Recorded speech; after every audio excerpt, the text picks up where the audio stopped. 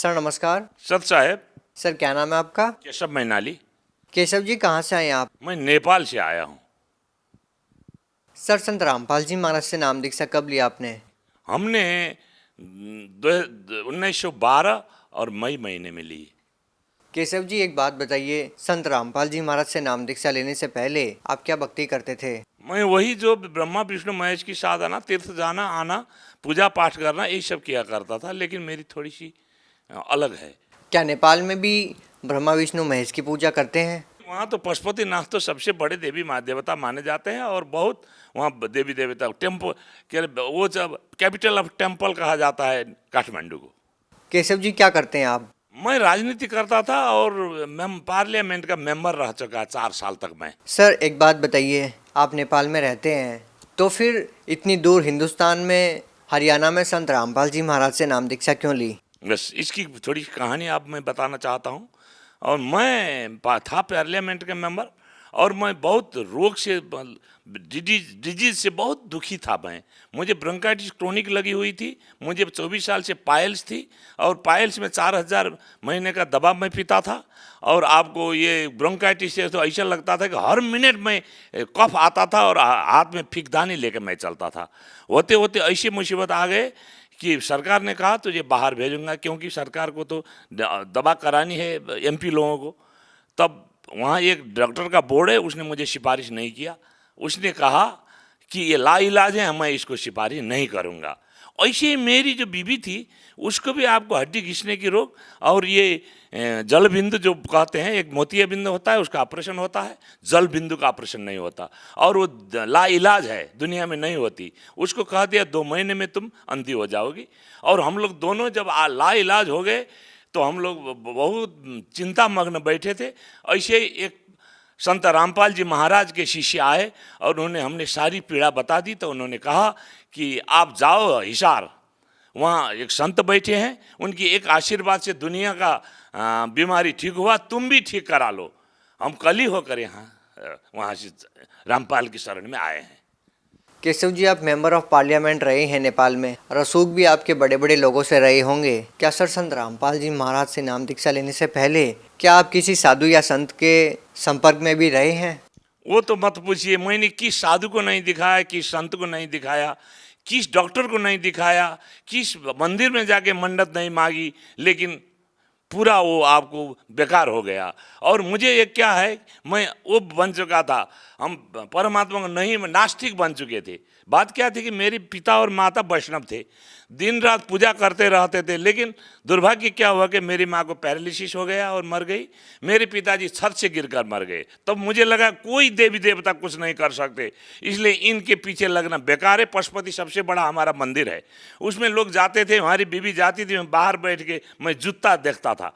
वो कहती थी आप क्यों नहीं जाते हो अंदर? हम कहते घट घट में भगवान बोलते हैं, ये कोई मंत्री है जो इसके क्वार्टर में जाके मैं मिला करूं? मैं नहीं जाता तेरी देवी देवता में। ऐसे हम नास्तिक बन गए थे।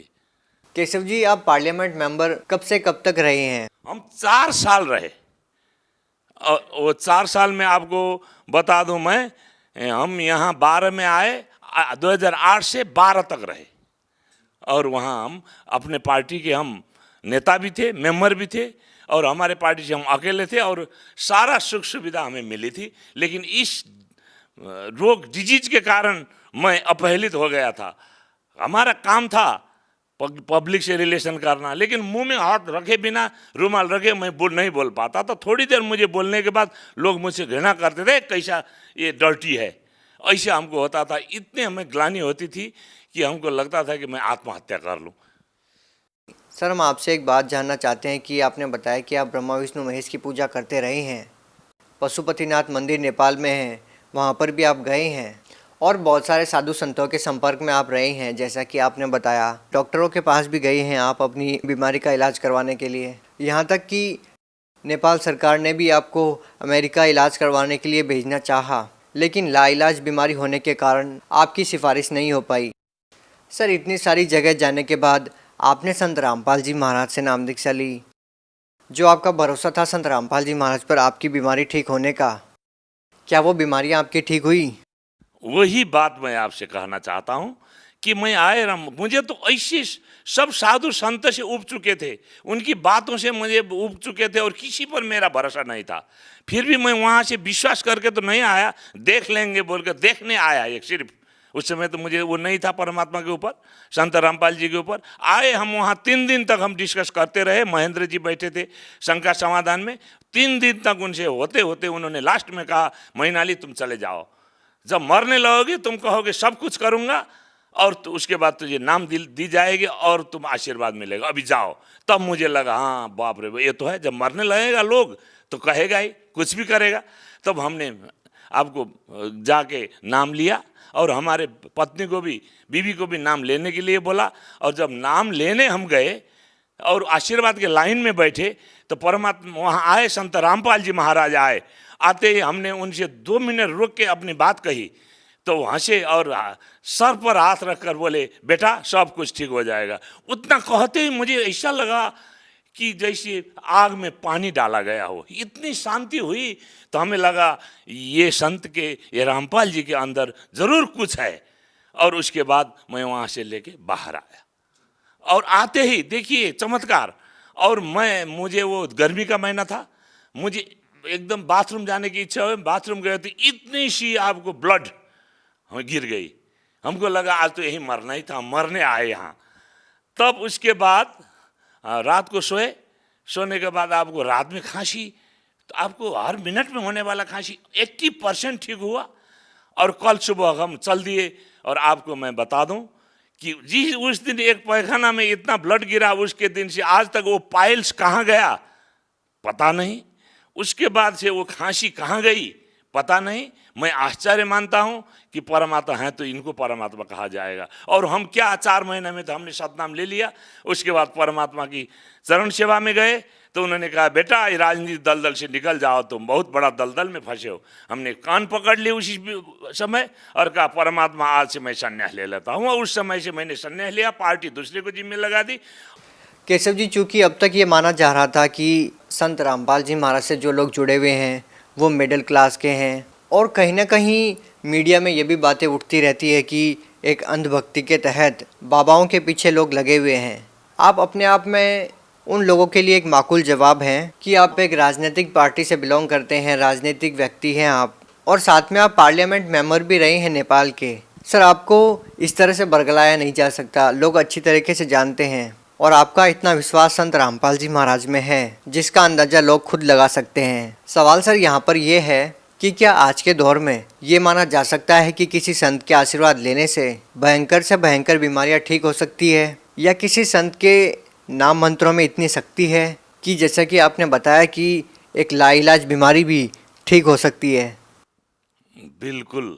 अभी तो हमको इतना हमें दृढ़ विश्वास है कि उस संत जो तत्वदर्शी हैं, वो संत जो धर्मशास्त्र अनुकूल भक्ति कराते हैं, उनकी मंत्र से और उनके आशीर्वाद से लाइलाज बीमारी भी ठीक हो सकती है और जीवन में सुख आ सकता है और समृद्धि आ सकती है और आपको मुक्ति पाया जाता है। इतना हमें दृढ़ विश्वास है। अभी तक तो हम तो दंत कथा में जीते थे, अभी तक तो हम आपको क्या कहते जोक्स में जीते थे, अभी तक तो हम लोक वेद में जीते थे और उसी को हम लोग शास्त्र विधि मानकर हम कर रहे थे और उसी के क्या है वो कर रहे थे। लेकिन किसी को पता नहीं था कि वो लोग हम लोगों को ठग रहे थे, अपनी व्यापार चला रहे थे।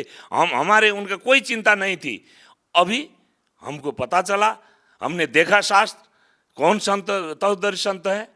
ऊर्ध्वमूल अधर शाखा उसमें लिखा है कि फुनगी से आपके जड़ तक जो पता सके वो तत्वदर्शी संत है। यही सब तो रामपाल जी की महाराज तो तत्व संत हैं, तत्वदर्शी संत हैं और वो विश्व के महान संत हैं। उनके अलावा इस दुनिया में कोई संत नहीं है। अभी आपको बता दूं कि 39,000 धर्मगुरु विश्व में हैं और वो सब आपको सब ठगते हैं। जैसे हम विद्यार्थी को भेजते हैं स्कूल में, अगर वो सिलेबस अनुसार नहीं पढ़ेगा तो परीक्षा में फेल होगा। अच्छा सर, आप एक बात बताइए, एक कहावत है कि सूर्यास्त नेपाल मस्त। कहने का मतलब ये है कि इतना नशा नेपाल में है कि युवा वर्ग जो है नशे की गिरफ्त में है और अपना जीवन बर्बाद कर रहे हैं।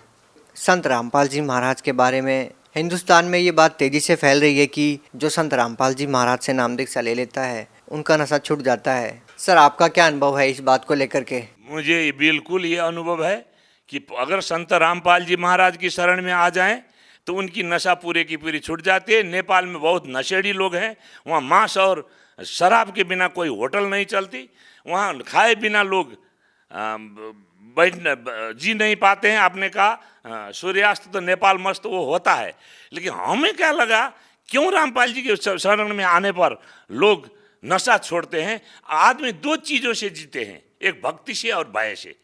रामपाल जी महाराज में भक्ति भी है, भय भी है। भय इसलिए है कि वो हमारा वो हो जाए, खंडित हो जाएगा। भक्ति परमात्मा यथार्थ भक्ति धर्मशास्त्र अनुसार देते हैं। ये दोनों के कारण से और परमात्मा की कृपा से ये छूट जाती है। सर आप सरहद पार नेपाल से आप आए हैं, जितनी दूरी तय करके आप संत रामपाल जी महाराज के पास पहुँचे, इस बीच कम से कम हजारों संत हैं जिनसे आप जुड़ सकते थे, लेकिन आपको ऐसा क्यों लगा कि संत रामपाल जी महाराज से ही नाम दीक्षा लेनी चाहिए?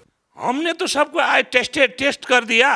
सब तो ठगने की फेरी में हैं, सब तो आपको व्यापार चला रहे हैं, हमें ठग ठग कर अपने झोली भर रहे हैं। लेकिन संत रामपाल जी महाराज के बारे में हमने सुना। हम दूसरे दिन होकर जब यहाँ चले आए तो यहाँ न एक पैसे वो मांगते हैं, न एक पैसा वो दान करने को कहते हैं, सिर्फ वो आपको भलाई ही करते हैं। हम तो कहते हैं नेपाल में क्या कहते हैं जानते हैं?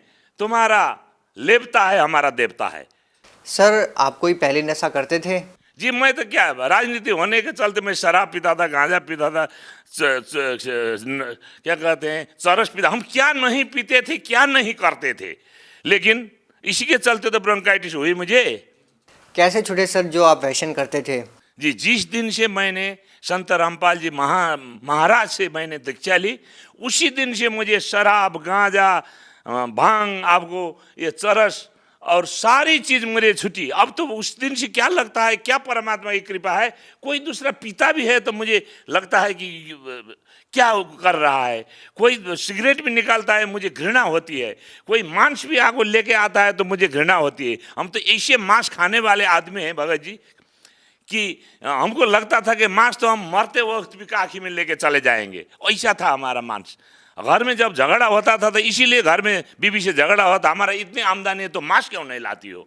और हमारी बीवी भी कहती थी मांस नहीं छोड़ पाएंगे। लेकिन उस दिन से इतनी घृणा हुई, लगता था कि अब नहीं, बेटे का मांस तो नहीं हम खा रहे हैं। वैसा हमारे भावना चेंज कर दिए परमात्मा ने कि हमारी सारी छुट्टी और परमात्मा की सारी वो मंत्र से सारा छुट्टी, सतगुरु मिले तो इच्छा मिटे पद मिले। सर संत रामपाल जी महाराज अभी जेल में हैं, नेपाल से आप संबंध रखते हैं, नेपाल से आप आए हैं, इतनी ज़्यादा श्रद्धा संत रामपाल जी महाराज में आप लोगों की फ़िलहाल भी बरकरार है। सर ये कैसे संभव है? मैं पड़ोसी देश के सांसद होने के नाते भारत सरकार को मैं अनुरोध करता हूं कि ये एक निर्दोष संत को जेल में इन्होंने दे रखा है, बिना मुकदमा, बिना कोई दोष का 3 साल तक इन्होंने जो बना रखा है, ये ऐसा मत करें। ऐसा करने से इनके ऊपर जनता के जो है विश्वास हट जाती है और वो पहचाने वो पूर्ण संत हैं, और पूर्ण संत की कदर करें। एक बात मुझे कहना ही पड़ेगा, हमारे मोदी साहब आपको कबीर साहब का दुआई देते फिरते हैं और एक कबीर साहब को जेल में डाल रखा है इन्होंने। अभी भी समझिए। और मैं हाथ जोड़कर प्रार्थना करता हूँ भारत गवर्नमेंट को कि ये संतों को रिहा कर दें और उनको पूजे और उनको पहचाने। ऐसे ही इनको गलत मुकदमा लगाकर जेल में डालकर इनको दुख मत दें। बहुत बहुत धन्यवाद। सत साहेब।